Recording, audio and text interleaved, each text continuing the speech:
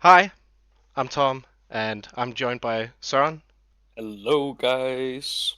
We're doing a little bit of a podcast thing where we're saying goodbye to Heresy 2.0, and Yeah, we're going through what we love and don't quite love about 2.0. We're also doing a battle report, but it's not out yet. it was actually that battle report that kind of sparked the idea of talking about Heresy 2.0 and kind of giving it a proper send-off. Yep. Um. So hopefully that will be out before 3.0 is out. Me and Søren have known each other for many years, and A lot of years. And we've been playing games for a lot of years, starting with 40K, right? yep, fifth edition. Ba- oh yeah, 5th edition. My days, that's a long time ago. Yeah, my orcs And versus your iron hands. yeah. uh, on my parents' table and stuff like that. That was golden days for sure. So we got into Heresy during 1.0, but didn't really play all that much. But we got most of our armies, well, we got playable armies sizes collected. Not really painted, but collected. And then in 2.0, we really started playing a lot. Yeah, I think we kind of got into it around the time Angron was released, because that really piqued our interest. Yeah, And I bought into word bearers straight away once I saw the Corfaran and Erebus models on display at Games Day. And I think actually back then at that particular games day, they had a early model of Lorga as well, which was I was completely blown away by it. yeah. I have some pictures from that event. We went to it together, and yeah, there was indeed Lorgar and I think Corferon and Erebus probably also. I didn't take too many pictures of word bearers. I, Um, I did. yeah, uh, yeah. Red Butchers was revealed, Angron, stuff like that, and we got to talk to. I don't remember if we talked to Simon Egan, but he was sitting right next to the models, so that was Yeah, cool. I talked to Edgar Skomorowski, the sculptor for Lorga, and Corfaran and Erebus very shortly, but I managed to say hi to him. Yeah, yeah, it was great. I wish they still did those events. Oh yeah, that was like peak uh, peak heresy nerd out. Yeah, yeah, and back then we were just playing 40k and thinking about how we could use the parts for 40k, but uh, we've matured since. Oh yeah, gotten a lot older and wiser. Yeah, And once they revealed 2.0 rule set coming out, we were both like we were both done with 40k at that point. I was still playing a bit of Age of Sigma at that point, but we were both like, is it time that we actually, you know, started playing with the thousands of points of miniatures we had collected since way back when? yeah. I was desperately looking for events to go to, and none really came up. But then 2.0 came out, and suddenly there were events, which was awesome. So we've also made a lot of new friends during 2.0, which is Oh awesome. yeah, definitely. So yeah, maybe we should move on to what we're here for. The Maybe a final point yes, is when Tom and I became friends, one of our mutual interests was the Horus Heresy law, which has always been the thing we have that has pushed us into the tabletop as well. We really love and respect the law. oh for sure. I think between us we've pretty much read every heresy book there is, minus a Yeah, sounds about few, right. probably a few anthologies and an odd book here or there. But between us, we pretty much we just share our collections with each other, borrow books of each other, or if we need to have them signed, we both have a copy of each of them, of course. Yeah. Yeah. Alright. Let's get Yeah, into move on. Let's do it. yeah, let's see what we like and don't like about 2.0. So we'll start with all the things that we do like about 2.0, and I'll kick it off. There's some notes here for us. T plus S, that actually means that both Tom and Søren agree on this. Well, I think before we get into it, I think we all agree on everything that's going to be on screen. It's just some of them are more important to us than others. But Yeah, yeah, one of the first things that came to my mind that I like about 2.0 versus 1.0 or 7th, 6th, 5th edition, all that stuff, is is an example of a great simplification, and that is how they did the run and difficult terrain moves. Usually, up until this point, it was roll a d6 and you could move 1 inch or 6 inches, right? And sometimes I'm gonna move into this area terrain and you roll one and you don't even make it to the terrain. That's just yeah. annoying. But simplifying it to your run move just being plus your initiative is a nice example of how simplification should be done, because it's reliable and it doesn't interfere with any theater of the mind, yeah, any immersion, because it's pretty reliable how fast someone can run, and it's Yeah, reliable that a marine can run faster than a human, stuff like that. yeah, yeah, especially also if you take into consideration, as you and I have played, 40K for many years, so we're really used to the Marine stat line. So, for example, we just know, well, a standard Marine is, initiative 4. So Yeah, a 7 plus 4, 11, easy. yeah, And it's the same when you move into difficult terrain. Oh well, it's -2. Oh, I mean, yeah, it's it really feels like intuitive. yeah. It's dependable, which is awesome. I can go on about this topic for length, I think, but it's just a nice way to kick it off. It was the first thing that came to my mind when I thought about things that I like about 2.0. There'll be plenty Yeah, of others. I'll yeah, kick it but over. you really can't stress that's like peak simplification, like how that works when it's done right. Yeah, exactly. I'll hand it over to you for the next one. Improved universal special rules. So universal special rules have been a thing for forever in 40K, and Heresy 2.0 brought along some very nice, in my opinion at least, and very both thematic and again intuitive universal special rules, such as breaching 4+, rending 4+, adding a kind of a Yeah, specific threshold that you need to hit in order to get a bonus. Um, I felt that worked very well, and it was very easy to remember. Like, okay, a plasma gun has a breaching 4+, easy. yeah. Um, I definitely agree with this, and I guess I should have put my initial next to this one as well, because I really do like the granularity of it. The yeah, first thing that yeah, pops into my mind is a similar thing, and that's when power weapons shifted from being basically ignoring armor saves into being some are AP3, some are AP2. Uh, I just like that different things have different strengths and weaknesses, and I guess we didn't write it on here, but I felt they could have done more with this. They could have yeah. given more stuff breaching and different levels of breaching and rending and all this stuff. But I agree, it's a nice improvement to see these. And it's also like when you know how one part works, for example, again breaching 4+, and then if you see another weapon with a rule that has a you know okay rending or concussive or whatever with a number plus behind it, then you know okay I need to it works on a threshold. Then you just need to read the effect and then you know how it works.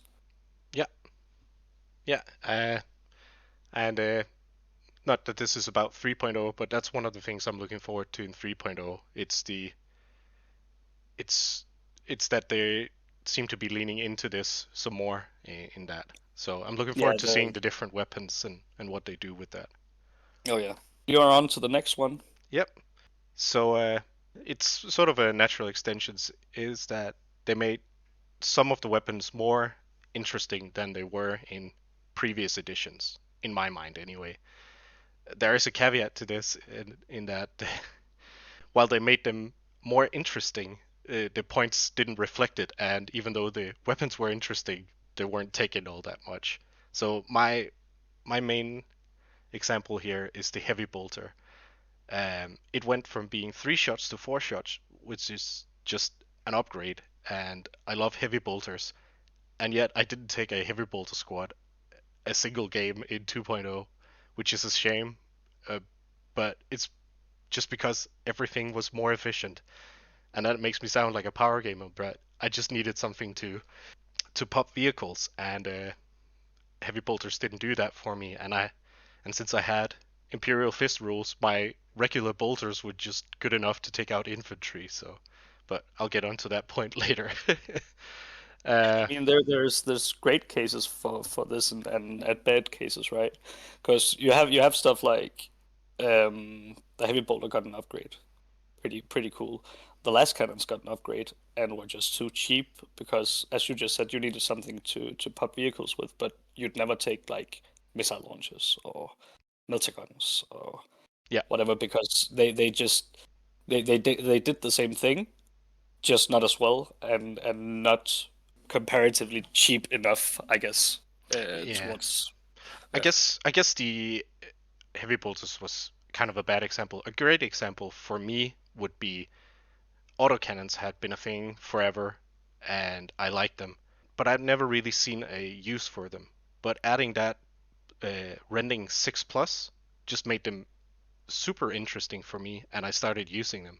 It helped that I was mainly playing Imperial Fists, but I could actually choose not to have a last cannon squad and just use those because Yeah. of that rule, which was cool. Another example, probably more not more unique, and I really sound like the biggest plasma lover in the world right now. I'm not. I'm a flamer lover, but flamers didn't do well this edition, unfortunately. But for word bearers, I had the unique warpfire plasma, which uh, were one less strength, but they were still breaching 4+, but they were also pinning, which kind of gave them a bigger scope in which to perform, which I thought was very interesting.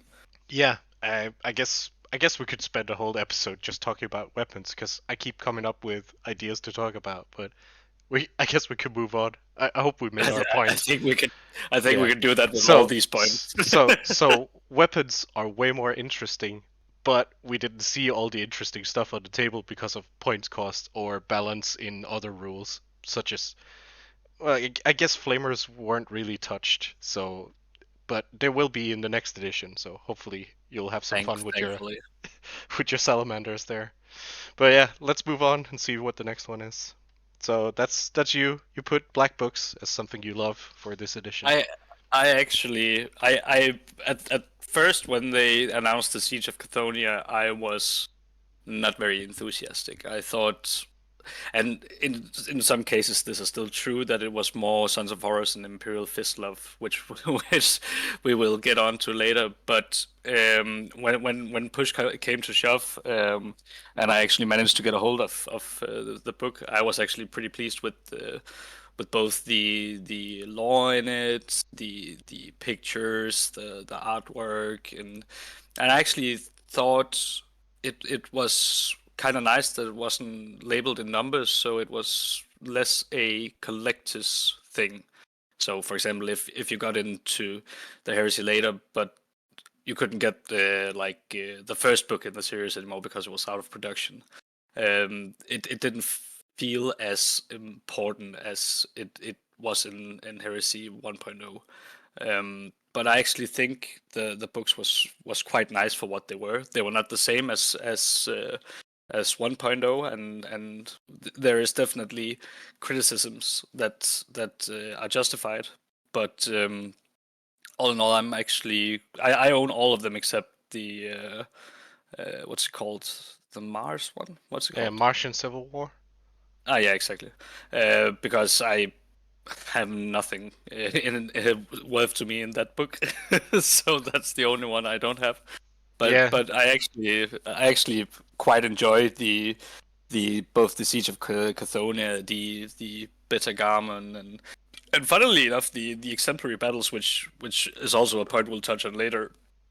I didn't think I'd enjoy that book at all, but I actually found it pretty good. yeah, yeah. I mean, the easy comparison here is to go to 1.0 books, and they had a lot more substance, which they did, and I deeply regret not owning all of them because just being able to look stuff up in them and have the lore and the markings and the artwork is awesome. Definitely. Yeah, but so that's why we got all the 2.0 books, which was awesome. I guess the point I was gonna make is that the 1.0 books have a lot more substance because they usually introduce the Legion. Because we have the Liber books in 2.0, we don't really need to introduce a Legion in one of these black books. So I guess that's a lot of the substance that's missing. But Yeah, because I remember there was also some, kind of a point of annoyance with 1.0 was that, oh, if you're not, one of the legions that were in the first book, you'd have to wait. I have no idea how long until a book would be focused on you. And because we have the Libers, they could, move into different territories with these ones. yeah, Could they have done a better job? Sure. Um, but I actually liked them for what they were. yeah, I somewhat agree. We could spend a whole episode on nitpicking the good and the bad, but overall, I'm I don't regret buying any of them, which I guess is Yeah, exactly. Me neither. yeah, yeah, and I definitely won't regret it, even though a new edition is out. It's always fun for me to look back at how things were and compare them and see how they evolved stuff and or just lore. Just because it's a new edition doesn't mean they'll retouch the same lore. So there's always nuggets to find. When I've done Oh some yeah. of the lore videos on the channel, even though some of the new books have focused on that stuff, most of the lore comes from the 1.0 books in a way. So that's cool. I still have the two red books from Heresy 1.0. I actually think it's the second edition of them. But I mean, they're still fun to look in. All right, let's see what the next one is. Yeah. So I This is a spicy one. yeah, this is controversial, but again, this is what we think. And I fully recognize this is not what everyone else thinks. Let me Yeah, I think explain. it's Let me explain before you cancel me. Okay, so we've already touched on sort of the reason why I think this is a good thing for me is that both me and Søren pretty much had collections at this point. We had maybe not painted, but we had collections that could fill out like 3,000 points on the table. So for us, the next thing we were sort of gonna buy, if GW did nothing, was probably more tanks, more resin tanks. So for me, having access to cheaper, easier to build tanks was actually the right thing for me, because I had most of the infantry that I needed. Could I use more? Yes. Am I looking forward to more plastic kits for infantry? Yes. But for me, tanks was sort of the next things I was gonna do. So for me, it was a good thing. I know the community probably don't agree with me, and a new player, no, but for me, it was a good thing. I mean, it's again one of those things that in hindsight, it's I look at it differently because when we were in the I don't know, the eye of the storm or whatever, with releases, and we just kept on seeing new plastic vehicles, and we kept you and I, like, in private, we were we, well, we were tired of it as well, but looking back, it's very nice to have the opportunity to, like, okay, if I want a Sikaran, or I want a what's it called, a Typhon or whatever.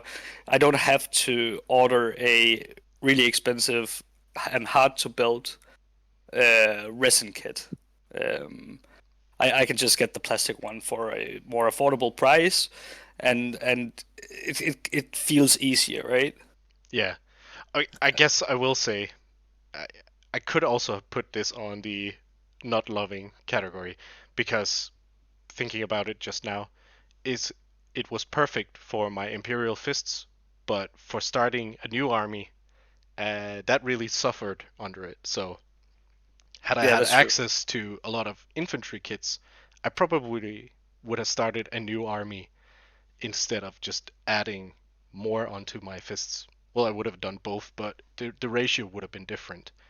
Had there Yeah. been plastic assault marines and breachers and all this stuff in the beginning, I was way more likely to start a new army. So, I mean, if you look at it as well, like it could it have been a more balanced release schedule with more mainline units getting kits? Would that have been better? Definitely, for sure.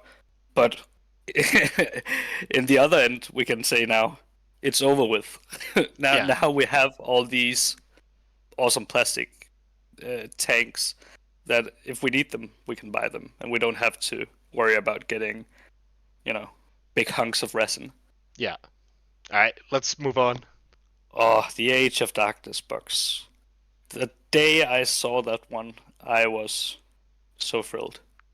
I was so happy. And that's not because I didn't have any tactical marines.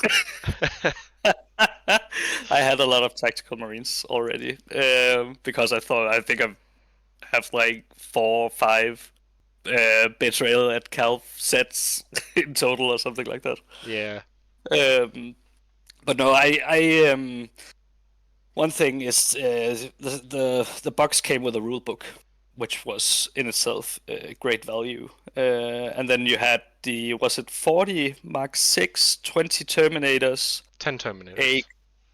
sorry, 40 Mark 6, 10 Terminators. A Spartan, a 10 Contemptor, and 2 characters. exactly. So if you wanted to split a box, there were a great opportunity for that. If you wanted to hug it all to yourself, you'd have a very nice addition to your force. And I think I got 2 of them. And it also saw the first release of the Mark 6, which of course we disagree on this one, but I think Mark 6 is great. And I think I don't mind the slight rewrite of the law. I think it's cool. And I think they fit the setting very well. Um, so for me, I think the box was French kiss. I liked it. Yeah, looking back at it, um, it's if I didn't see the models in the box and just got a list of the stuff in there, I think it's pretty close to perfect for, hey, I want to start an army, let me just buy this box, especially with the heavy and special weapon upgrades that you can do. Oh But yeah, they did that, the upgrade sprue, which yeah, again, that'll French be a kiss. point in just a little bit, but it's easy. I think there's a couple of tweaks you could have made. For me, the tweak I would have made was a different armor mark for the tacticals. I don't hate Mark 6. I hate the amount of Mark 6. That's the only problem I have with that mark. If this was the Mark 2 in this box, perfect. Perfect. I don't like the characters all that much. The look of them, that's a preference thing, I think. And if the Spartan was downgraded to approaches, then this is a box you can just buy multiples of when you want to start an army. But Spartan is a nice centerpiece, so it's a pretty damn good box. Yeah, In in Heresy 2.0, pretty much all 3K armies had a Spartan in it. Yeah, but is that cause or effect? Is that because people had one and wanted to use it, or is it because people needed to use it? I can't decide because I didn't use a Spartan that much. I had one in every list, I think. Yeah, and you'd and, roll a and I one on rolled your like difficult terrain. Yeah, first turn, like oh, I remember that one event like 4 times out of 5 games or something. yeah.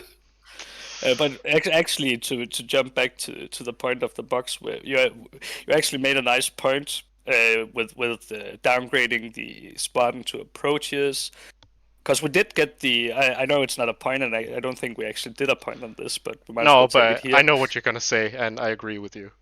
Yeah, the battle. Oh, what was it even called? Yeah, the Battle Force. It's the Mark III Yeah. box with the Proteus and the was it the Deredeo? Yes. Yeah, it was the Daredevil. Yeah, and there were there also upgrade sprues in that Yeah, one. there was like a single frame of upgrade Yeah. weapons. I mean, that's just I'm gonna buy 15 of these boxes. I mean that it was so to not make that a Instead of a permanent limited, yeah. box is should be considered a crime because that box was so good value, and again you could buy easily could buy multiple of them. Yeah, maybe not the Deredeo, but maybe a friend. You could you could sell it to a friend or something. Well, what do you have against their Deus? Nothing, but say you buy 3 boxes, 3 Deredeos. I mean, Why not? I, I guess it's not the worst thing. I don't have No, one. I want one, but yeah, yeah. I don't know. Okay, three is probably a bit overkill, but two would be cool. I don't know what would have been better in there.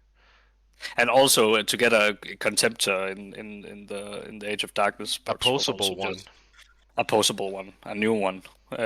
What was also just very nice. with included weapon options in the box, if I remember correctly. That was nice. Yes, yes. All right, let's move on. Let's see.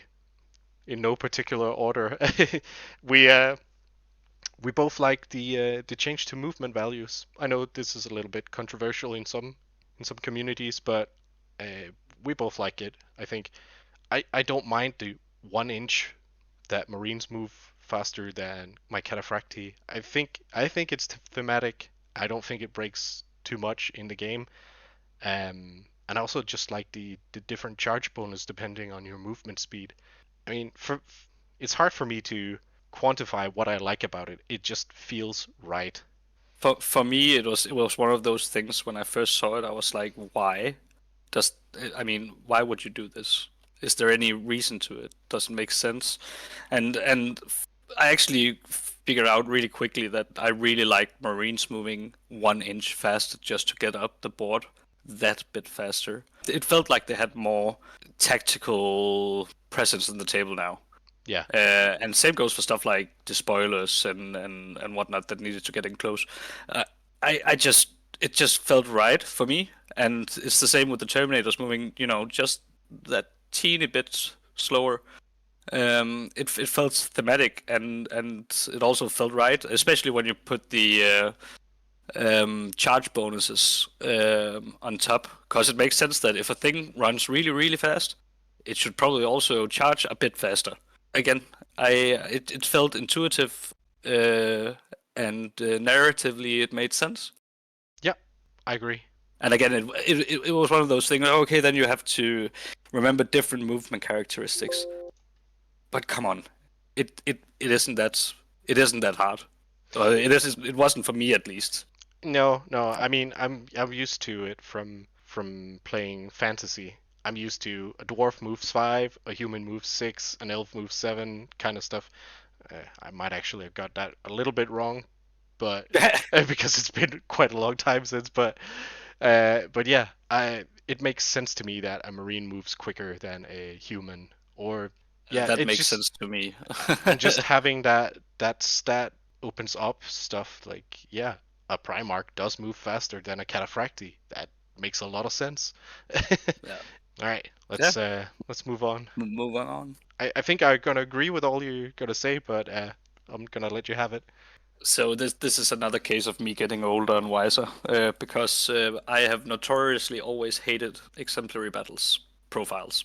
And Tom knows this because Yeah. he's been each time a new exemplary battles came out, he would send me a text and, oh look, there's XYZ for you in there, and I'm like, I don't care because it doesn't get updated and it doesn't, it doesn't feel official in some way. But as time goes by, it's like, okay, there is so much narratively, or there is so much opportunity for expanding the narrative here. For example, for my salamanders, I would love sanctifier squads because they are just so cool, and it's the same with the adherents. I build a bunch of them if they actually had the opportunity to get the upgrades they needed. Yeah.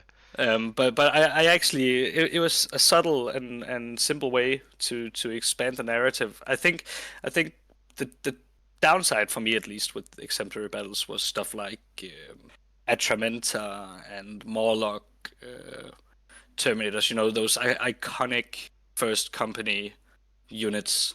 I feel they should have had models and be in the books. Yeah. I fully agree with that. I was about to say a bunch of sarcastic stuff about Kuntakar being a Dramentar, but Yeah, I'm exactly. not gonna go into that meme. Uh, yeah. I mean, Uh, it's even like Huskarls, like, it's just then you see like a almost a box standard Cataphractii Terminator. It's like that's the Moloch. yeah. Okay. Yeah.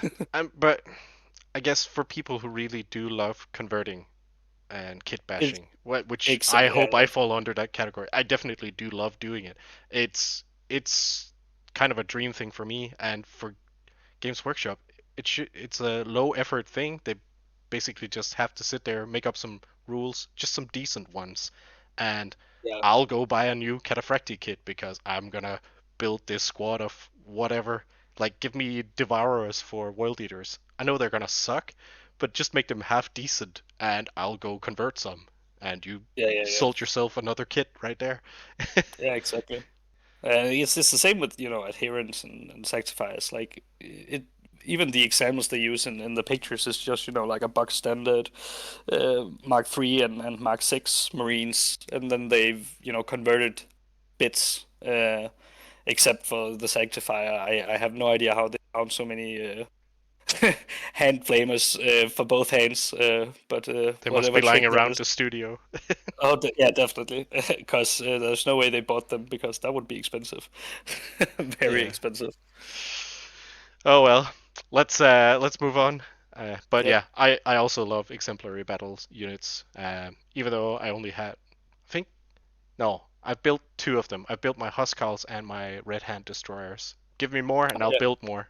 All right. So yeah, we I guess I could have ordered this differently. But yeah, special and heavy weapon sprues going off the Age of Darkness thing.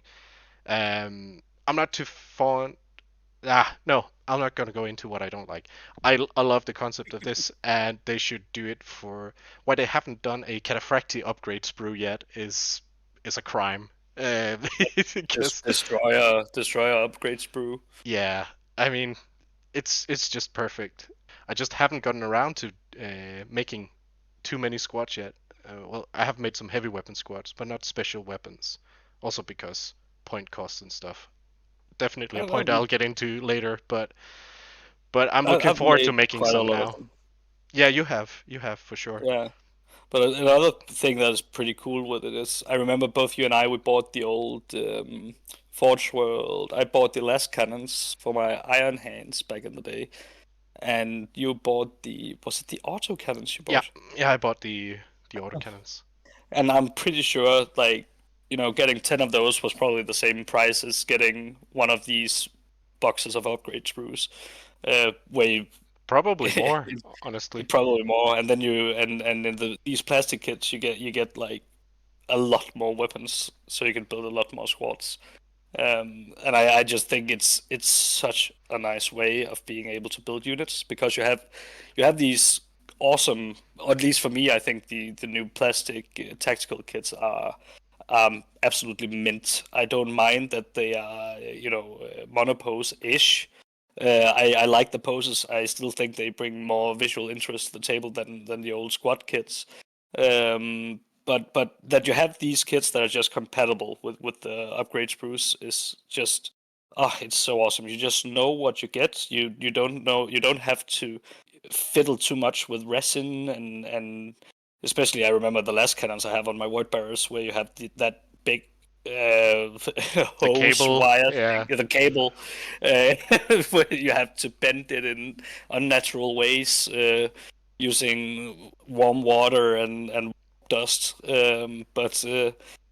I just really like those upgrade kits, and especially yeah. that they're just so easy to use with the tactical kits. It's So what they need to awesome. do is make one of these upgrade kits for each legion. Oh yeah. It'll have the plastic helmets on it, some plastic shoulder pads, and legion unique weapons, and you'll sell a lot of that crack. Oh yeah, yeah, yeah, yeah. I mean, just And Terminator I, shoulder pads. yeah. Oh, give me Terminator shoulder pads back. Oh, that was good. That was good. I'm so sad I didn't get any. Yeah, me too. All right, let's move on. I love the new resin consoles, and the community may fight me on this. I think they are fantastic. I like the art direction. I like I like the sort of narrative behind the models, like the Siegebreaker standing with his big "Get away from me" hammer, and kind of have this The sort Age of of Sigmar hammer. holographic. I don't think it looks that much like an Age of Sigmar hammer. I understand why people say it, and that's fine. I won't disagree on that. But I still really adore the model, and seeing this up armored Mark 6 is just cool. And then he has this little It's not holographic up armored, table. it's down armored. It doesn't No, make no no, sense. it's not. No, it's not. In some places, maybe. Yeah. I don't know. I like it. I like Yeah. it a lot. Well, me and Søren Uh, don't always agree, but I no, no, no. agree with most of what he's saying. I like most of them. I And love and some of them, also, but I there's definitely also some that I don't like.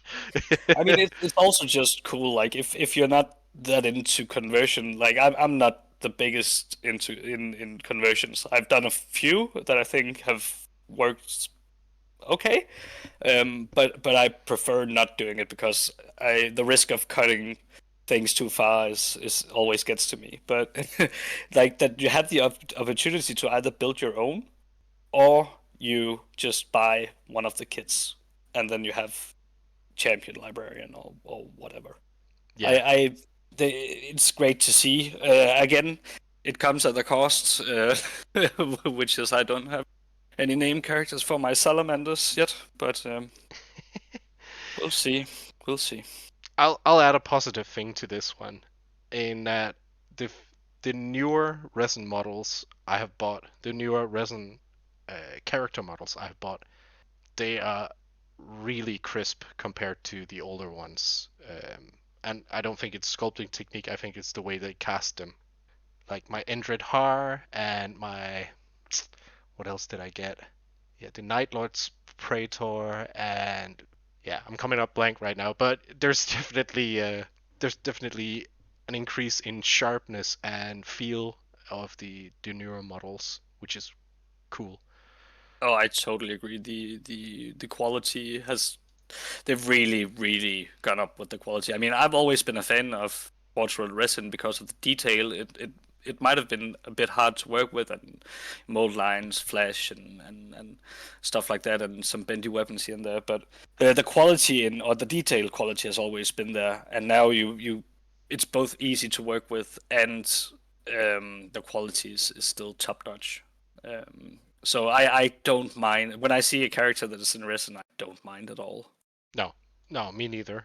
Although they should make a multi-part plastic kit for both Praetor and consoles, at least some of them. But wish listing. All right, Yeah, that would be cool. let's move on a little bit.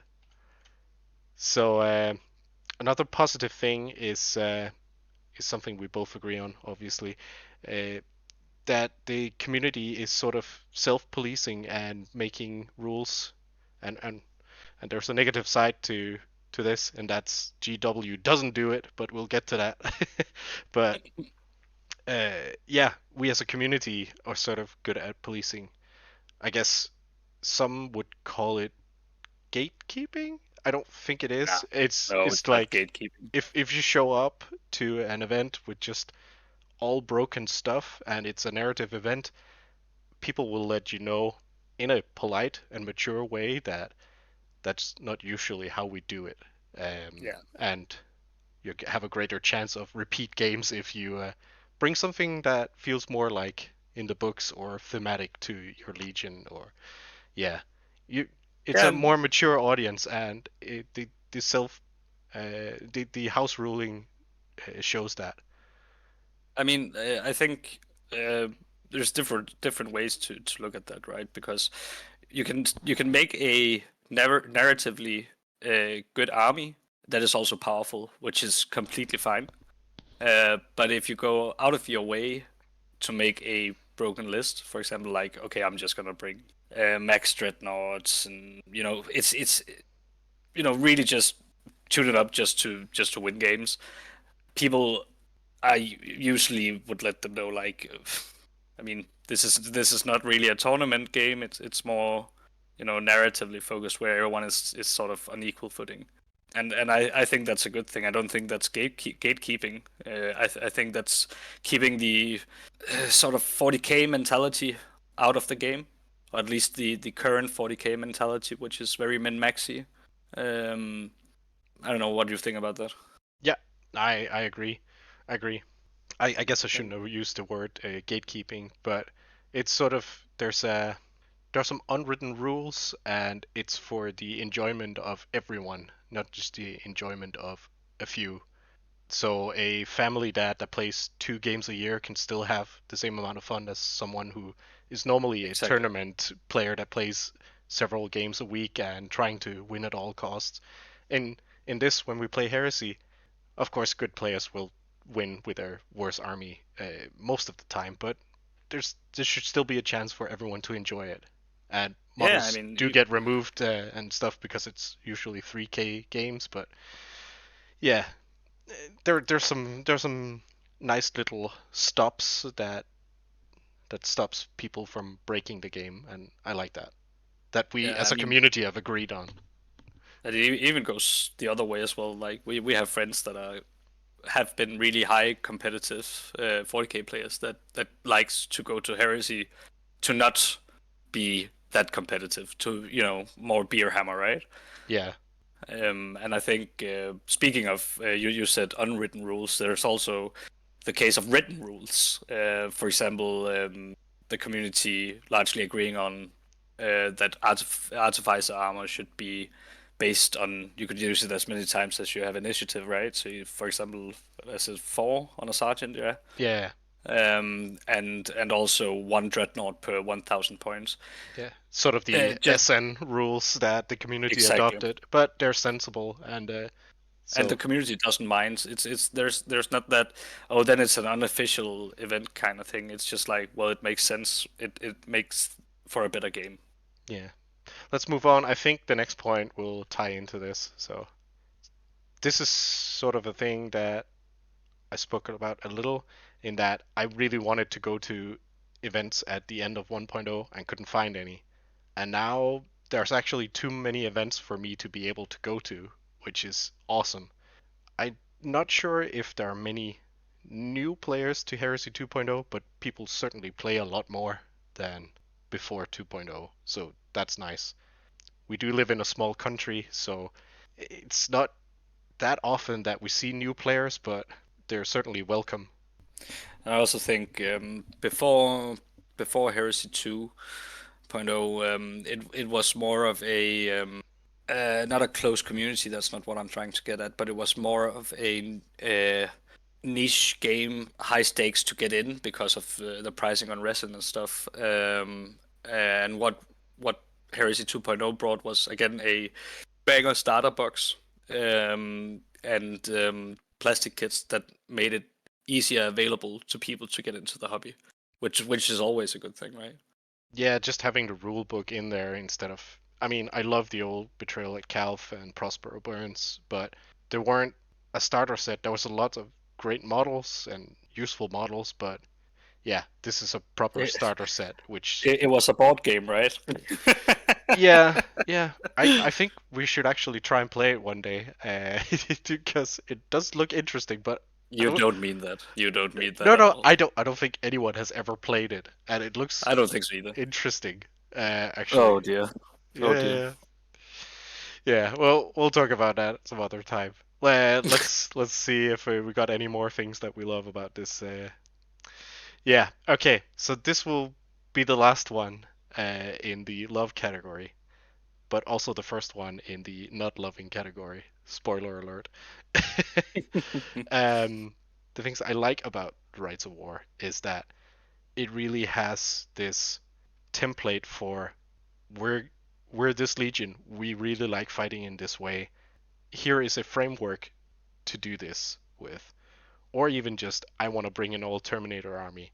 Um, the concept of them is amazing, and they've always been like that. I guess it's going into the negative side a little bit, but they did also push some of the requirements from 1.0 to 2.0 in terms of models you need for it. But I like the concept of it.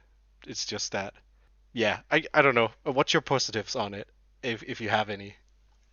I I think Rights of War is a tough one for me because there is some genuine awesome Rights of War that I think are incredibly fun and not necessarily bad, but there's also just so many Rights of War that are just boring but good. And I think, not to go too much into 3.0 stuff, I think there is less narrative coolness in the old Rights of War than there will be to the new kinds of rights. And I'll leave it at that.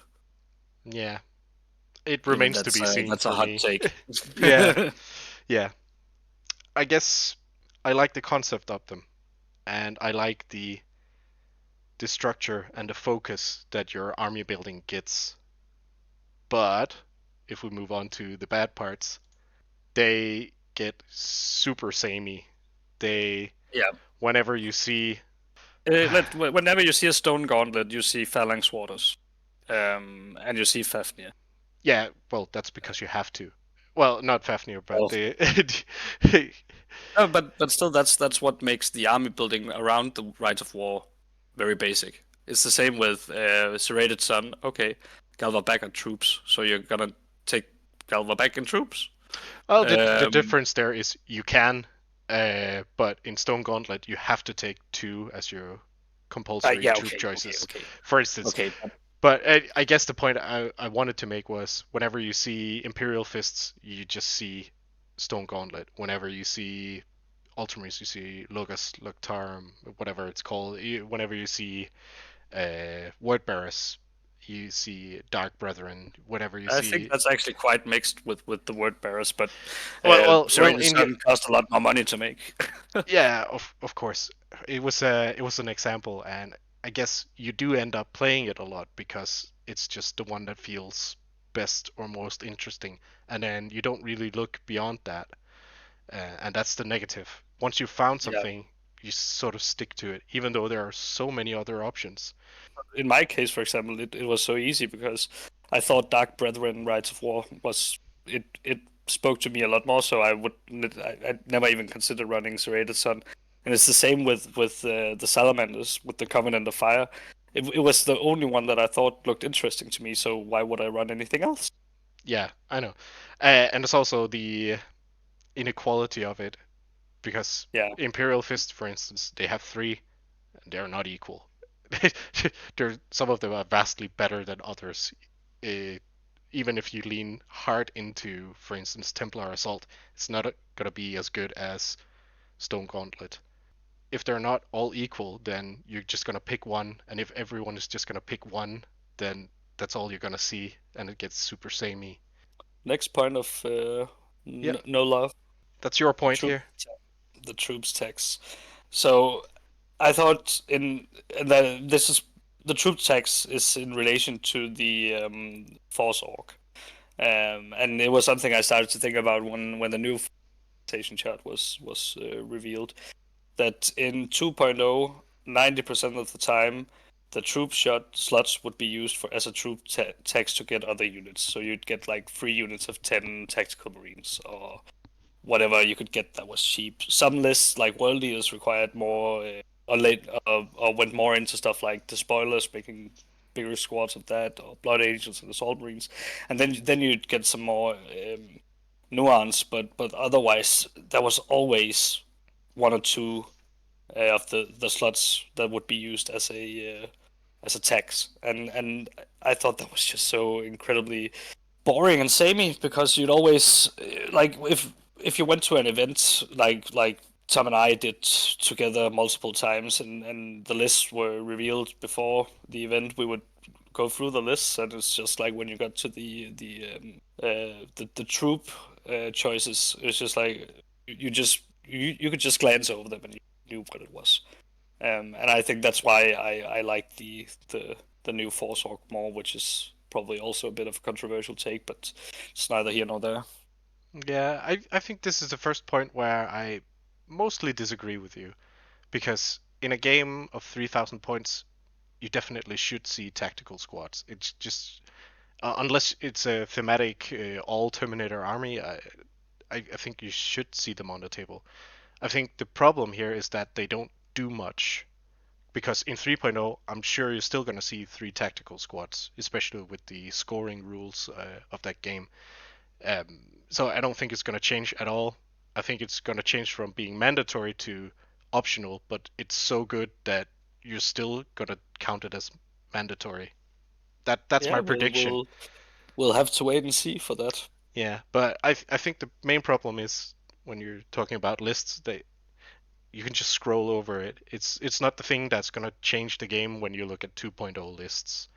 Yeah, They can do a little bit of damage, but they that's never the thing. felt like they never felt like they had the impact of the game or made a specific big impact of the game. No, I will agree that at some point it's just about killing the other guy's troop choices, and he can't score too many objectives. That's it. So it felt a little bit like a tax. I will agree on that, but I don't think it's gonna change. Hopefully it will just change how useful they are while they're on the table. We'll see. Let's see what the next one is. So yeah, this I love Imperial Fists. I've been collecting them since I don't know 2010, both 40k and 30k and whatnot. I love them, but god damn. The way that they favored them, the way that the rules favored them, the way that the releases favored them, is just it killed my mojo. Even though I love them, it's just I'm looking forward to them hopefully getting nerfed. I mean, they were fine in 1.0. It was a middle of the road thing, and then they have to go and buff them. I hate that. That's the. I don't have to spend too much time on it. It's a thing I did not love about 2.0. It's how good they were because even if I made a thematic list, people were like, "Oh, Imperial Fists." Shut up! I had this already. I'm gonna quickly put a point in this one as well because not because I hated Imperial Fists, but because I hated I hated feeling bad for Tom. It was like each time I saw like a new release for Fists, and I saw it before him because we always sent the article to each other. It was like, should I even send it, or will I just put him in a sour mood? I, I guess one of the thing I could talk about this for a whole episode. Believe me, I have some burning passion for this subject. At one point I even wrote on the comments on Facebook when they post the articles like, please don't make any more Imperial Fist stuff. I said that. It's just like, and I I feel like such a bad person whenever I sit there and daydream like, oh, it would be really cool if they made this character, like for instance Arcamus. That would be really cool, but saying that out loud, I just get shunned. Like, I'm allowed Yeah, to wish for characters too. It's not my problem they haven't released Iron yeah, Warriors yeah, or anything. I mean, they should do those first, but I still want to wish for stuff, and I feel like I can't. I can't say it out loud anyway. yeah. I totally get you. All right, let's move on. I just had to get that one out. That's one of the things I did not love about 2.0. All right, so it kind of ties into this one. You can take Yeah, this. this leads into to what Tom was referring to with the releasing of models and stuff like that. the unfair treatment of certain legions and the in general unequal treatment between the legions has just been. I think that has been even worse than the plastic tank spam. Because just seeing, first off, we got like, what was even the first things we got for Fist? Was that in Cathonia or before? Probably Evander Garius, and then after that the unique Decurion. I Yeah, mean, yeah, we yeah. didn't get And that much, but it just felt like a lot. oh, you also got like you got the Korean, you got name character, you got Yeah, rules, what's but it called? models we Praetor, I Praetor models, no? the mini Contemptor one, yeah, the giant Tartarus one. I think that was at the tail end of 1.0. I could be wrong. And the power armored Praetor might have been 2.0. I could, yeah, that might have been 2.0.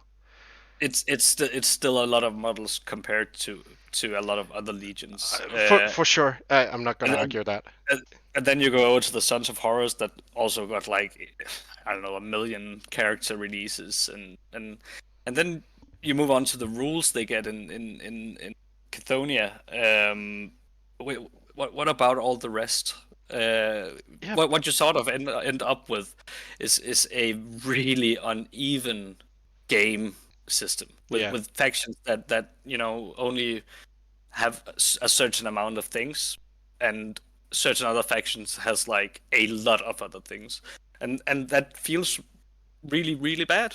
Like I remember watching, looking forward to each Heresy Thursday because I might get a reveal on Attilus Numion, Salamander's Praetor, whatever, and and week after week after week, I was just disappointed. I was so disappointed. And uh, I know Raven Guard players. Well, they got oh, what's his name?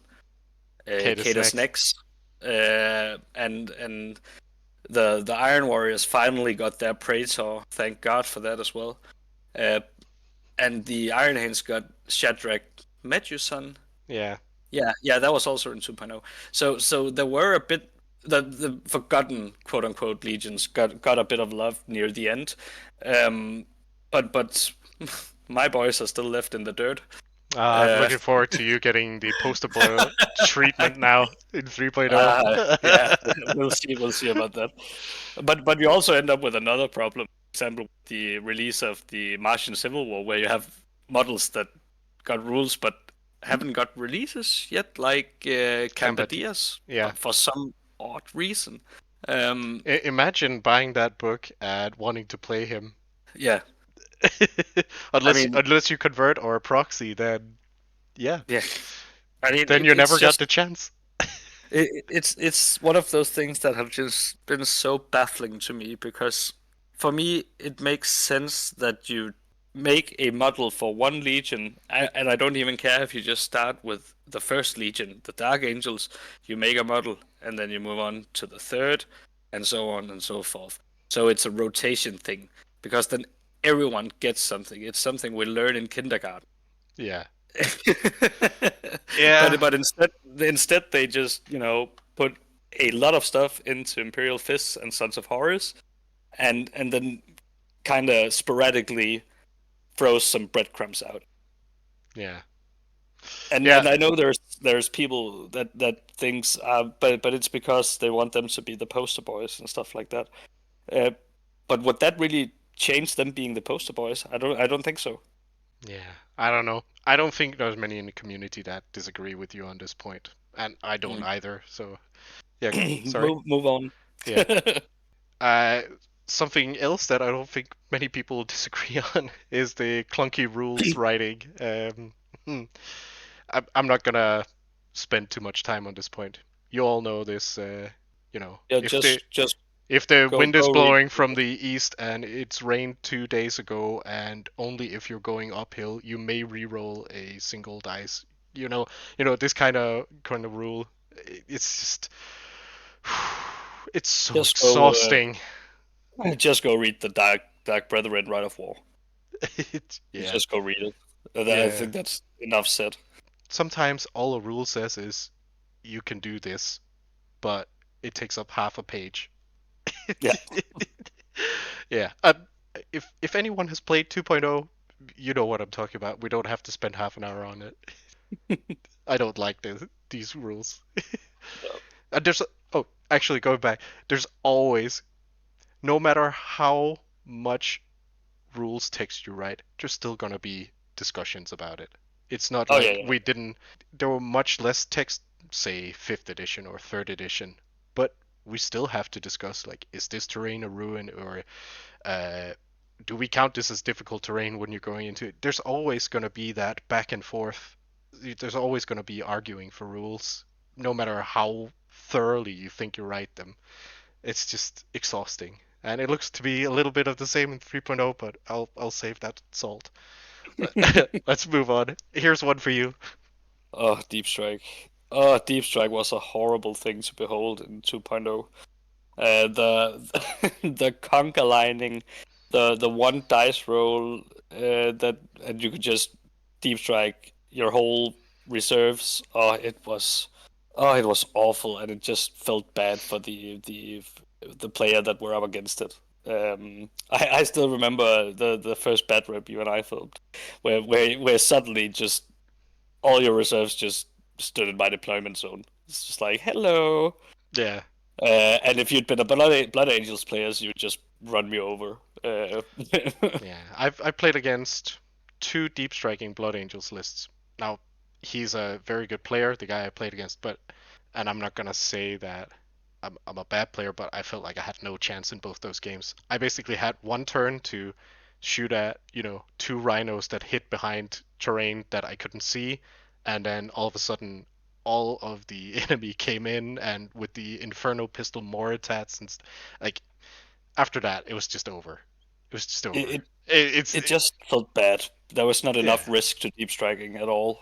It was a large departure from older Deep Strike. Older Deep Strike was you can't charge, and you also have to deploy right up against in a ring around the deep striking models, and also Yeah, one unit at a time for them yeah. to make.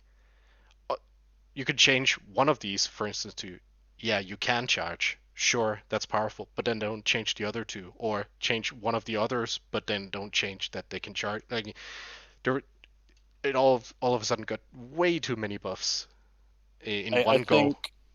think it should be one unit at a time, and you needed to deep strike at least 7 inches away. That would be my take. Yeah, and then sure, if you Uh, scatter closer, sure. no, no. Just either remove the scatter or whatever, No, but because see, then you can make no, it I gamey. know, Then you I then you know, then you I can just know, I place know. them Yeah, in a yeah, place where oh, I scatter into you. I just bounce back. It's not a yeah. rules discussion. Yeah, But no, yeah, no. I agree with It you. was bad. It was bad in 2.0. When people leaned heavily into Deep Strike, it was awful to Yeah. play against. It was probably fun to play. I've only played it that one game versus you, and I got my ass handed to me. It was a close game. Be honest. It was a close game. Yeah, I made some stupid tactical decisions in that game. Uh, We both do. yeah, yeah. Just wait for the next bad rep. Oh yeah, that's a good one. All right. Let's see the next one. I'm also not gonna labor this point too much. Um, it was really hard to look up stuff in the books. The lack of index, the lack of summaries, the some rules are in this book, some rules are in this book. Uh, it's just, it was so frustrating. I basically, I like looking stuff up in books, but I basically at the end of the edition just had an app in front of me for rules because it was too much of a pain, and it shouldn't be like that. I think, I completely agree. I actually made that a point in the last in the Wacom article that were yesterday, that they actually cleaned up the book. yeah. So hopefully that's better. But that's definitely a point I didn't like about 2.0, and I think probably shared by a lot of people. So Oh I yeah, won't yeah. spend too much time on it. So let's see the next one. This is you. Weapon skill 5. It well, we kind of talked a bit back and forth about it when we came up with this list, and for me it was weapon skill 5 was either it was given out to too many units or they were not costed right because it was a massive boost if you were weapon skill 5 in this edition. Yeah. Um, I'm not as much against it as Sørens is. I see some issues with it, but I also see some ways that you can fix those issues while still keeping stuff. Oh, I mean, Um, if they were fixed, if issues were fixed in the edition, then we wouldn't be having that discussion. yeah, but yeah, I guess I'm not too fussed about it either because in most editions, if I remember correctly, of fantasy, they had the same weapon skill chart. And I also do like that if you're fighting someone who's really good, it's also really hard to hit them. I do some sword fighting myself, and I can attest to that. I know this is a game, but I like if you're a good sword fighter, that's also a defensive trait, so you're harder to hit, so you're more That's survivable. true. I like that aspect. I see the problem if you're a human trying to fight a marine or a big robot trying to fight a marine, then it's hard to hit them. And it should be like that, but then they should look at some other ways to fix that. In my opinion, I know it's controversial, but this is a preference I, thing. I, I, I probably agree with you on that. I mean, but I think that's mostly comes down to stuff like cost. Yeah. If you have weapon skill 5, it should be a bit more expensive, if you ask Or me. this is controversial again, or more access to it. Because if more Yeah, stuff have it, then you have more tools of also fighting weapon skill 5. And I that know is true. that could be real snowbally, but for instance, one of my solutions would be you could buy veterancy on Terminator squads, for instance. Then all of a sudden your Legion Terminators with a points cost upgrade and all that could potentially fight the command squads and the elite Terminators. They should still be better because they have unique rules that make them better at their job, but you should still have a chance of fighting them. Yeah, All right, yeah. let's move on. Reactions. This is me. um, the concept of reactions is fine. The swinginess of them, I don't like. The inconsistency of how many you get and how impactful they are is also something I don't like. But the thing that I personally do not like is that I forget to use them all the time, and that's on me. But it feels so bad. It feels so bad. I normally use like 2 reactions in a game, and it's just because there's so much other stuff going on. I know that some people have a hard time when it's the opponent's turn. Like I have nothing to do, but I usually just stand there, either enjoy the models, enjoy the battlefield, or think about what I'm gonna do next instead of like, oh, he moved 2 units. Oh, I should have moved and reacted to that first one. Gosh darn it. I'll try to remember it. Oh, I also need to do this in my next turn. I forgot to do the next movement reaction as well. Damn it. This is on me, and it just doesn't suit my playstyle, and that's my problem, I guess. But it's one of the things I did not like about the edition. Not that I ever got to try it in 2.0, but I did like the So Mortalis reactions. They seemed a lot more toned down. So, but I'm looking forward to seeing how they evolve this system in 3.0. It's maybe I'll remember to use them. I mean, I think this is the first time I disagree with you, at least partly. Because while I agree, it's definitely and this sounds so mean, but I don't mean it in a weird way, mean way. It's a skill issue on your part to remember to use them. Yeah. Not that I'm very good at using them myself. I also forget them. But I think for me, when I saw the added reactions, I think you'd agree to this as well. We were both afraid they made stratagems, Yeah. so we'd have like a million stratagems to use and remember and stuff like that. And they didn't do that. I Yeah. feel they made some pretty balanced and not too impactful reactions, with the exception of Overwatch and what's the one for Auspex? Yeah. Interceptor. and Interceptor. Those two were too impactful. If you ask, that's at least that's my opinion. Yeah. But I think the rest was both fun and intuitive and made sense on a narrative level. Also, I think the addition of Legion specific reaction was also a fun touch. Yeah. 2 points on it before we move on. One is I want to defend my honor a little bit. Is that the game that I do play the most these days is A Song of Ice and Fire, which I would say 50% of that game is about reacting instantly to what the other person does, and I do quite well ish in that game.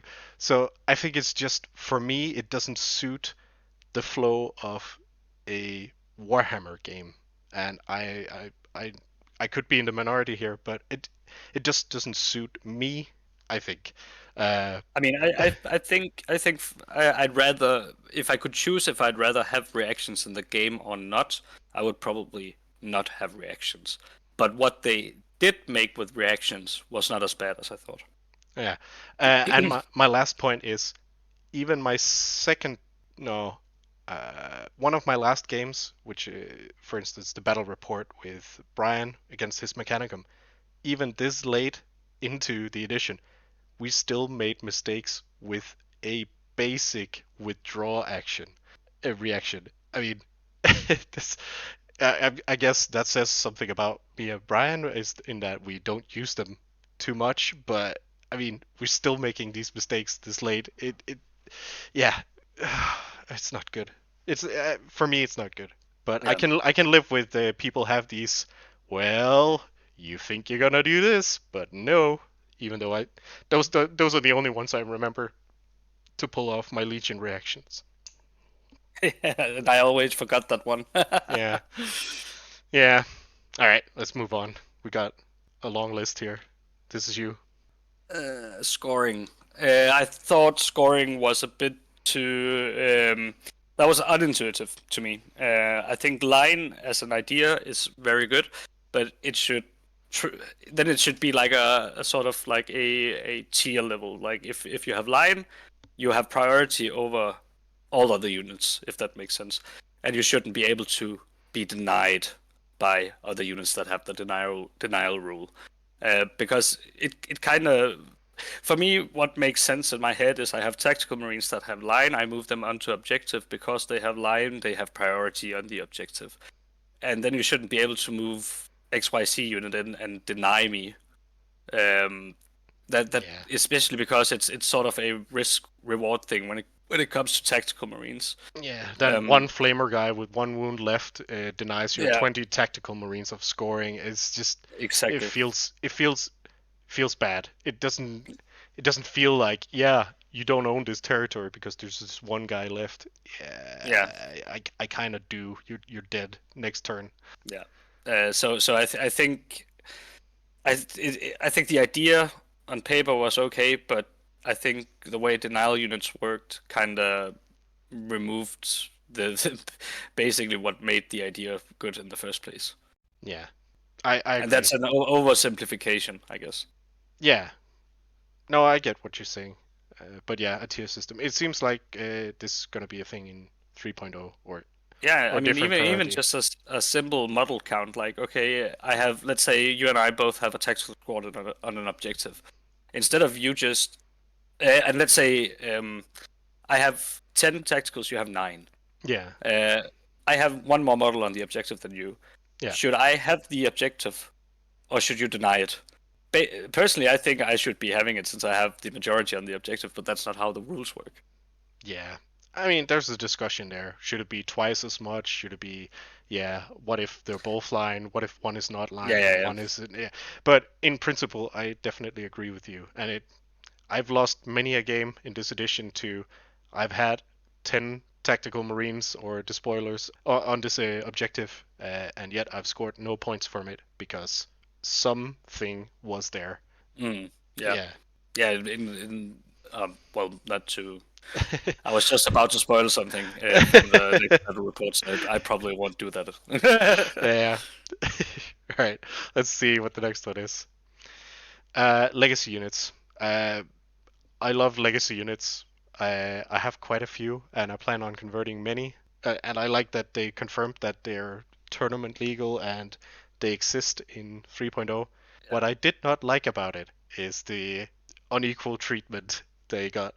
Like, for instance, a shadow sword with a volcano cannon, a single volcano cannon, is worse, only has one gun, and cost way more than a falchion with two volcano cannons, just because it was in the legacy units, for instance, just as a prime example.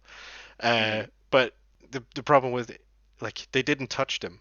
Actually, that's not true. That's the only thing they did touch, but they did not make it any better.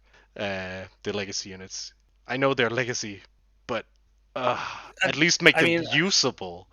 yeah, I agree. Like, um, they the rules for the legacy units were Yeah, garbage, and that's I think that's weird. When you make a new rule system, like they did for 2.0, they could have spent just 10 minutes more on the legacy and actually made them, comparatively good to what was in the yeah. the, the main rule system.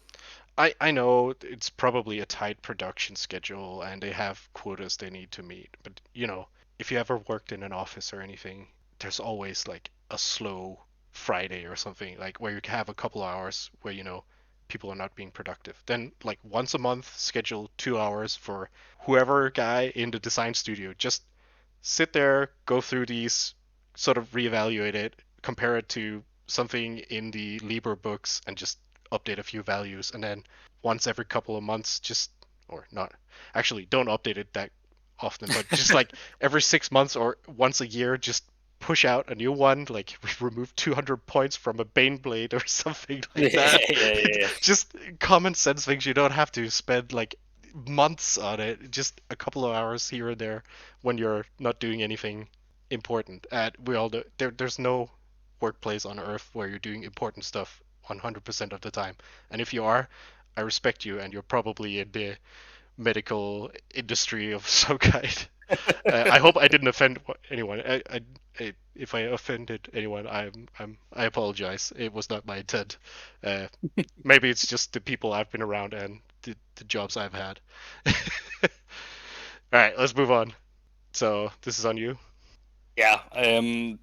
So I I feel they could have made more missions for the black books, even though I like the black books. The kind of the reuse of missions is sort of a double-edged sword because on one hand, people get used to the missions, which is good when it comes to a like a event setting.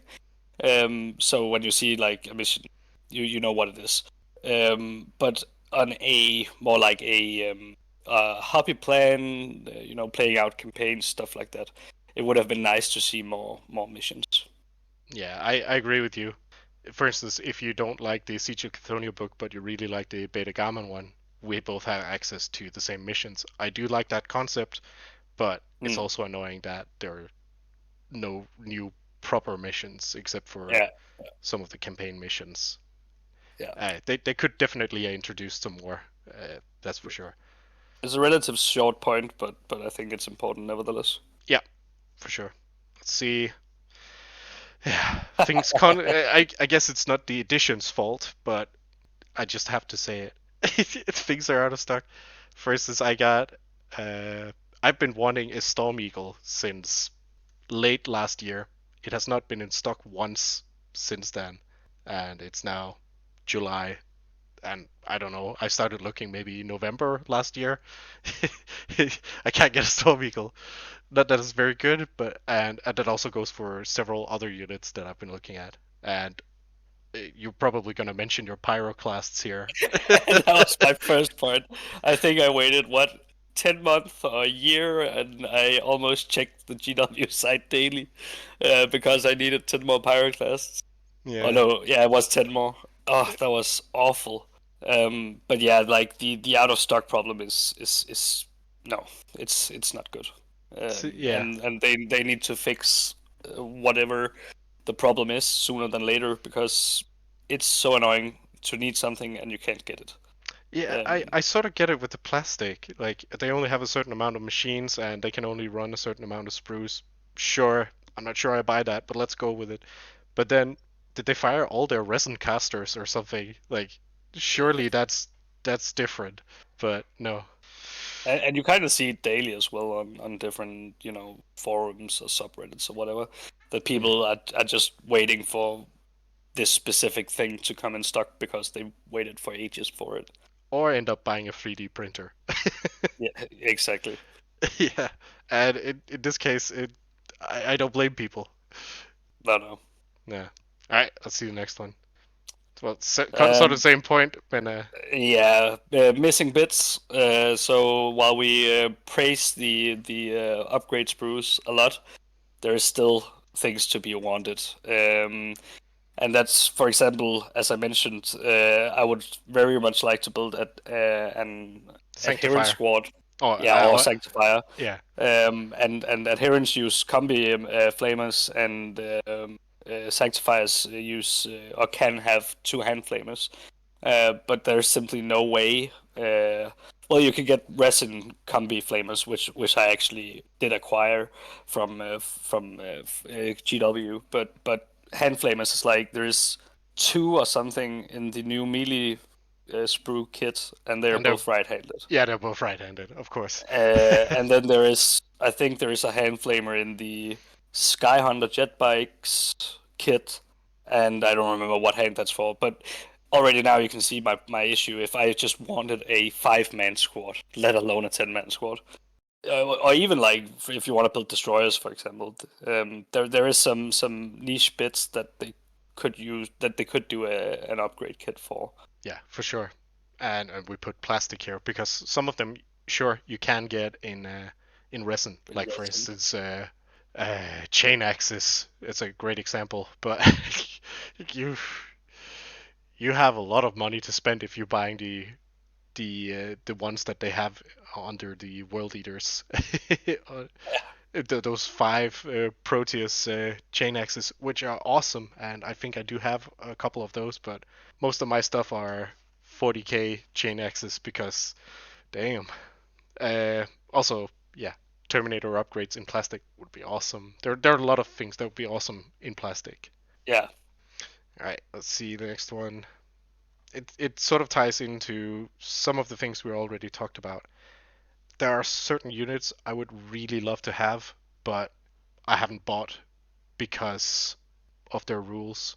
And it's not necessarily because they're they have terrible rules. In some cases they are, but for instance, I quick story. I like building some of the characters that are in the books, and there is this short story um, revolving around the Talarn campaign, where some Imperial Fist recon squads do some shenanigans to a ship and make it crash. Like for instance, I would love to make that squad, but I don't want to be the guy that puts a recon squad on the table, let alone playing Imperial Fists. Like, it's just been prioritized way down. Like, if the rules were more mediocre, both for my Legion and the unit, I would have picked it up for sure. If it was in stock, that is. um, but yeah, probably, hopefully, I yeah, can make yeah, stuff like that in the next edition. yeah. I agree. I agree. That there, but again, that's a balance issue, right? Sometimes there's just been units that are just not fun to take. So why would you take them? Yeah, I mean, I'm probably eventually gonna buy it and make it, but it's not what I've prioritized, that's for sure. So the Yeah, rules have prevented me from buying stuff, and not because it was, exactly. in some cases because it's terrible for sure, but in this case, uh, because they were too good. Right, Yeah, let's move on. So this is both of us, but I'll let you brutal. take this one. Yeah, brutal was just not a good rule. It was overtuned and way too good, to just put it plainly. And it was annoying to deal with. Because each time you, how was it? You if you had a feel no pain, and a brutal two damage came in, and you failed your save, you had to do two feel no pains, right? Uh, actually, that interaction. So if you wound me with a brutal two, I have to make two saves on each brutal two wound you make. That's the one. Yeah. Yeah, so I guess I could take 2 feel no pains if the weapon allows me to, but usually it's so high strength that you don't get feel no pain from it anyway. Yeah. It's Yeah. just it was a dumb not fun rule. Love the idea, don't love the execution. And it just made everyone buy, or rather 3D print a million Thunderhammers and put Thunderhammers everywhere in the world.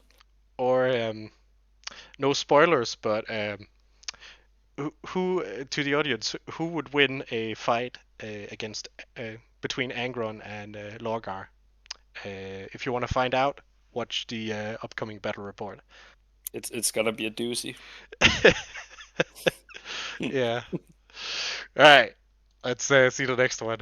I think the community know what we're talking about when we're talking about brutal. Yeah, yeah, yeah. All right, I'll take this one. It's a small thing, but it's just I want to use drop pods outside of having my entire army use drop pods. I don't want to be cheesy about it and just have one suicide squad. It's the drop pods. If you think about the Space Marines, what is the one thing that makes them okay? What is one of the most iconic things that makes them stand out that normal humans can't do? It's being Uh, fired out of a spaceship on a one way rocket that just I, smash I, into I, people and just murder them when they get I out would of have it.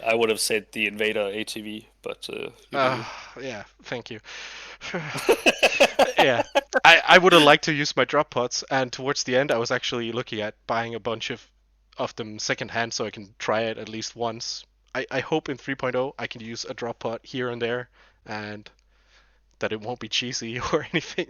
I just want to, I want to use drop pods that's not a hovering drop pod. I just classic fire out a spaceship, smash into ground, people move out of it and do space marine. That's what I want. I have 0 points to make on this topic Yeah, because it I just agree. There is absolutely nothing I can add to that. I just want to see drop pods hit the ground and Space Marines doing Space Marine coming out of it. yep, that's all I want. That's all I want. And I got an edition where I had to buy a whole army of it if I wanted that. All right. So, Yeah, this is probably the biggest downfall of 2.0, right? It's the balance, and it's balance across. And you should have been kind of hearing this throughout the video, but balance have been bad in pretty much almost every case, right? It's been bad in these schedules. It's been bad in the kind of the accessibility to different things for the factions. It has been bad in the right of war department. It has been bad all over, really. Thanos would not approve. Huh? Thanos would not approve. Oh yeah, you didn't No. watch those, but yeah, Oh, I've seen that. I've actually seen that one. yeah, Nothing was perfectly balanced as it should be. yeah, And of course, you can never have a perfect system that is completely balanced. There will always be something that is better than something else, and that is also fine. But I think the disparity between certain things was too big. yeah. For example, just an extreme edge case, and I know you're gonna hate me saying this, but let's just say Stone Gauntlet. No, even better. Sorry, that was actually a bad example. Iron Hands Legion trade versus Salamander's Legion trade. Yeah, 10 out of 10 times you would take the Iron Hands Legion trade, even though they sort of, but only just sort of, does the same thing. Iron yeah, Hands does it millions of times better. yeah, And stuff like that should not go through the proofreading. yeah. I hope I ordered these points correctly because I'm not gonna add too much to it, and hopefully the next point that I don't love is the one I want to talk about. So let's see. Yeah.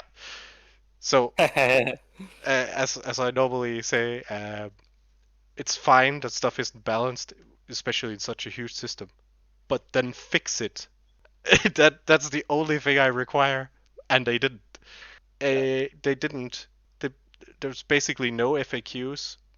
There's definitely no fixes or erratas of note. Um, Oh, there was And that one thing with what's it called? Lone Warrior thing. That was the only thing. oh yeah, Bitter Duty, the Better Moritad Duty, thing. sorry. Yeah, sure, sure. Basically, if it was printed in a book, they didn't touch it. They did, however, touch the legacy units, but they did touch them much, like almost not at all. Uh, it's just I don't need it to be 40k with huge balance updates. It's just like change the points of last cannons, change the point of a contemptor, change the points of a few things, and then we weren't too far off.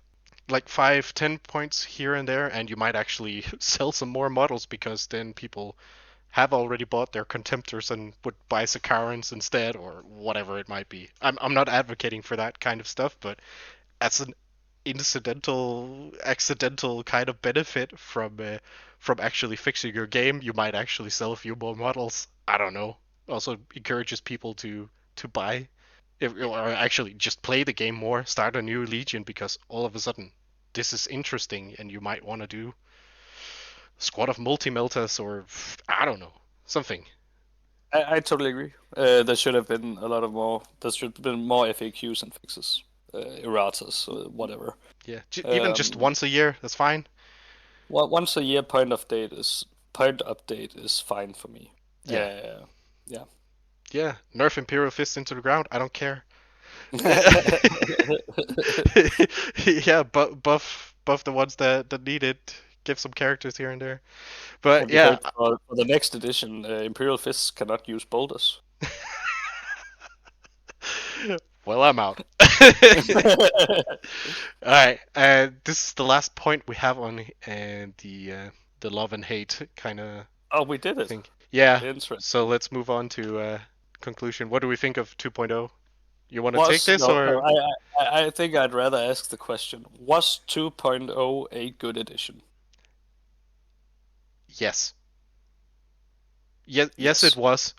Could it have been an amazing edition? Yes. Yes, it could Yes. have, but it was a good edition. But it could have been I am. amazing. I think looking back on a thing that is important to ask yourself is: Did I enjoy the time I spent playing this edition? And 9 out of 10 cases, I would say yes. And did I enjoy hobbying for this edition? 10 out of 10 times, I'd say yes. Yeah, I agree. I agree. Um, the edition was also too short because I'm still not done with all the things that I wanted to try for 2.0. And I hear you. I hear you. yeah, at least give us another year. Don't make it a 3 year release cycle. Make it like Please, 4 or 5, something like that. if anyone from GW listens, please do not make it a 3 year cycle. It's Yeah, too quick. I'm still not done with my projects. No one is. I'll yeah, but it was a good edition, but needed some care after hatching from its egg. It's like a sea turtle. It just hatch and hope you'll make it to the water and grow. Like felt like no support after it. Like Yeah, exactly. yeah, they need a bit of nurturing so they don't get eaten right away. That's that was a weird metaphor. Yeah, it could have been Work a for lot me. better. I Um, felt like there was a lot of things I want to say here, but I think I already been through much of it through the I mean, talk. we've said a lot of things. Yeah, I had an expectation that this would be like a 30 to 45 minutes talk, and I yeah, think no, we're nearing about 2 hours, right? yeah, yeah, yeah. Um, if we could give a quick question to the community. What should this type of podcast thing be called? What should we call it? Yeah. Because I don't know. I don't know. I've had fun. I wouldn't mind doing Yeah, a it couple was more of great. this. Me too. Me too. Yeah. So if you enjoyed listening to it, then let Tom know down in the comments. Hopefully you also got something painted while you did this. We both Oh wanted yeah. to paint, but then we wouldn't be able to concentrate on talking. so so yeah. All right. Søren had a couple more ideas for quick things we could talk about before we end this. Just So a quick yeah, rapid fire round. yeah, So if you move the page, yes. what Tom was your favorite unit? And if you may pick two, if it's too hard to pick one, what Uh, was your favorite moment and your favorite game? I went over to my cabinet and I tried to look at all the units, and I had a really hard time figuring out what I thought was my favorite unit in this edition because there is rarely any auto includes for me. There was a couple of auto includes, but that was out of necessity. For instance, I need something to pop tanks, so my autocannons or last cannons were in every game, but I wouldn't call them a favorite unit. So I thought what brought me the most joy to put on the table, and that was my Failblade, but I think I lost every game I put that on the table. And then it was, if I have to pick two or can pick two, it's either it. I had a tie between either the Proteus because it's just reliable, the Leviathan because it's just reliable and I love it, uh, or the Kratos or my Templars. So I think That I'm was gonna not go. two. No, I know. So, but I think I want to go with my Templars. So my Fellblade and my Templars. Those brought me the most joy to put on the table. That's good choices. Yeah. What's your favorite moment? And my favorite moment is a game I had versus a mutual friend, Jacob, who will probably be on the channel at some point with one of his armies. My first game against him, I had my lowly little Imperial Fists 10-man assault squad versus first Captain Callus Typhon of the Death Guard and a command squad filled with Thunderhammers, if I recall correctly. I managed to deal with some of the Thunderhammers. Then Typhon took out a whole bunch of the squad, and then my lowly little sergeant punched the first captain's head off with Oh, that's with good. one punch, and yeah, he gave me he used the helmeted version on the model, so he gave me the spare head that I have to mount on the base of that sergeant. So yeah, unnamed sergeant number 3 took out first captain. That was my favorite moment, but there's a lot I of them. remember But it stood out to that. me. And your favorite game, Uh, I had a if you hard have one. I had a hard time choosing one, but I ended up picking a random game. I'm sorry, I don't remember the name of my opponent, but it was against a Iron Warriors player, and I was playing Imperial Fists. I mean, it was thematic, but I think what I like about that game is that we both had a lot of units that you don't normally see on the table, which was very interesting to me, and it was also very back and forth.